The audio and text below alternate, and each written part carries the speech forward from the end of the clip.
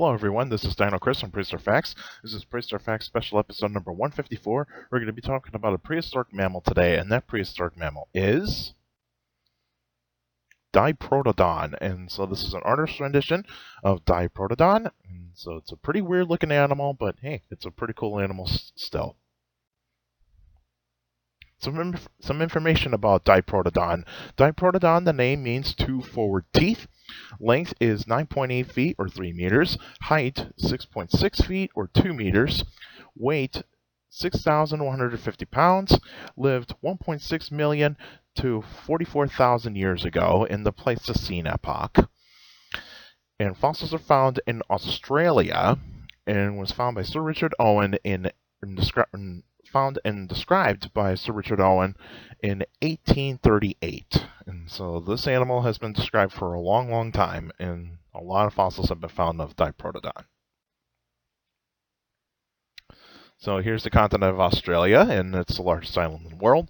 And you can see the areas, and we'll see Diprotodon has been found in majority of areas of Australia, but a lot of fossils have been found in like the southwestern part of the continent, and so or southeastern part of the continent, excuse me. And so a lot of the fossils have been found there.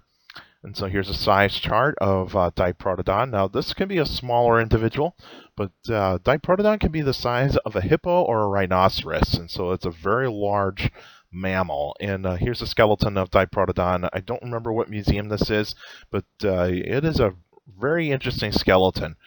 And so let's actually get some more information about Diprotodon. So Diprotodon actually belongs to the group which inherits the name of Diprotodontia, and it is a marsupial. So it is part of the marsupial family. It is a herbivore, and it's a herbivorous marsupial, and it's related to wombats. And so in that picture that you saw in the beginning of this video, you kind of saw it almost looks like a wombat. And so wombats are closely related to Diprotodon, even though Diprotodontias are actually a separate group of marsupials, even though they have some characteristics that they do share with like wombats. Like they have a pouch, and so their young actually stay in the pouch until they're ready to when they're big enough to actually get out and venture on their own, and that sort of thing. So that's how marsupials take care of their young. And so probably a baby Diprotodon, when it actually is getting into the pouch, when it's born, it'll probably be about the size, probably as close to, say, probably maybe like a tennis ball. So it's a pretty good amount. It's a pretty good size, and that's a pretty good size for a baby once it's born and gets into the pouch. Now, the environment in which Diprotodon lived in Australia, it was warm and dry.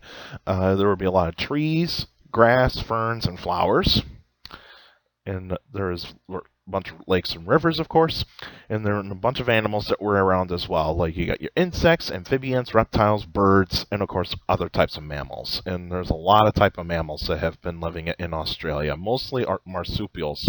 And marsupials were actually the dominant forms in Australia in terms of mammals.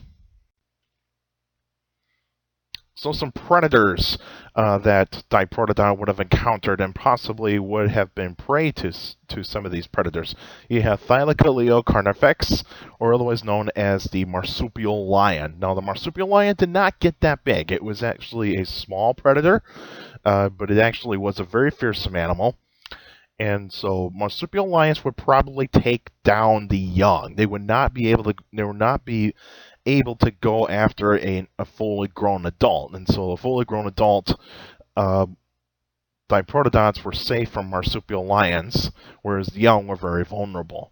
But the one predator that I think Diprotodon would actually fear the most, and that would be Megalania, the giant monitor lizard that actually lived in Australia that can be 20 feet long and would have the venomous bite to actually take down a large or adult size Diprotodon. Now, Diprotodon could actually have its wins against Megalania, but Megalania would still have an upper hand, and that is its venomous bite.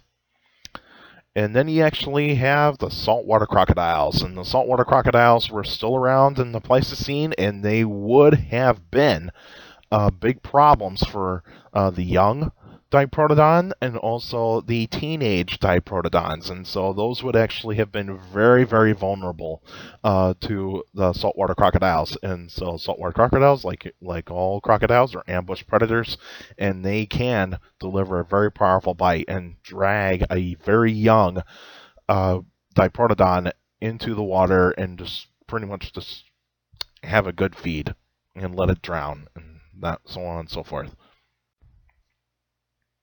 Now, the extinction of Diprotodon is mostly going to be due to climate change.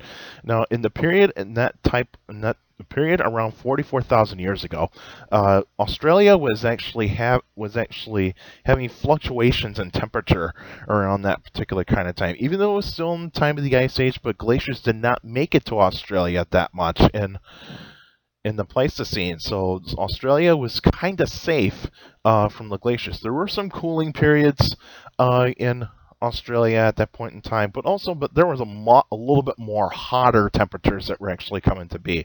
And Australia is still close to the equator, and you can actually see a lot of hot temperatures in Australia. And Australia is still one of the hottest places in the world today, because they actually have temperatures that can actually get up to over 120 degrees Fahrenheit, and that's pretty hot, and that's why reptiles actually prefer those kinds of places like that.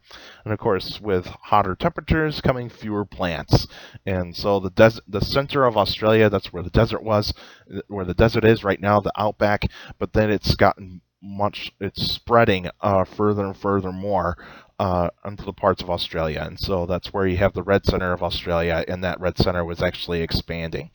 And there's a possibility that humans possibly had an effect on the extinction of Diprotodon, but it's still not quite determined yet. Even though humans did actually get to Australia probably around, say, 60 to 50,000 years.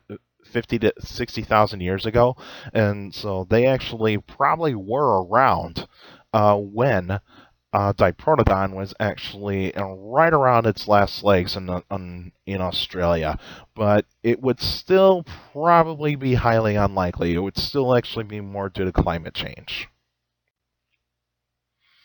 And so here's a map of the Pleistocene. Sorry if this is a little bit blurry, but you can see where Australia is.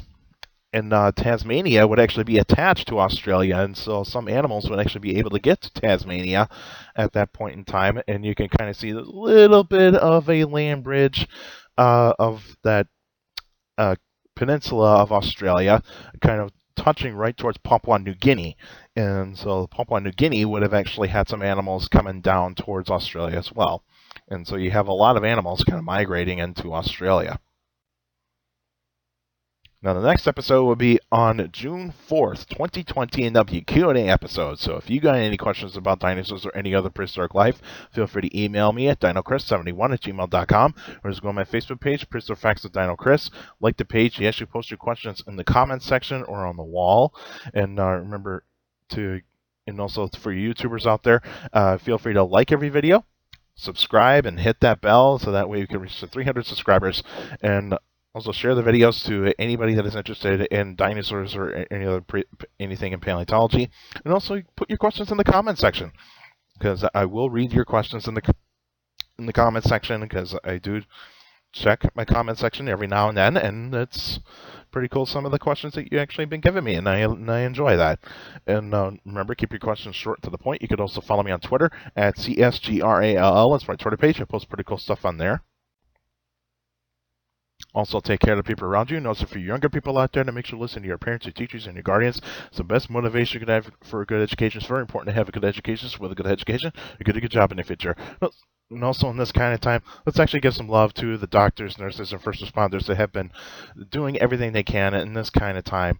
They deserve some love. And if you know anybody that is a doctor, nurse, or a first responder, if it's like a friend or a family member, feel free to give them some love. And that way, they know they're being heard by the public and that they deserve some love because they're the real heroes in this kind of time. All right, that's it for now, and I'll see you guys next time.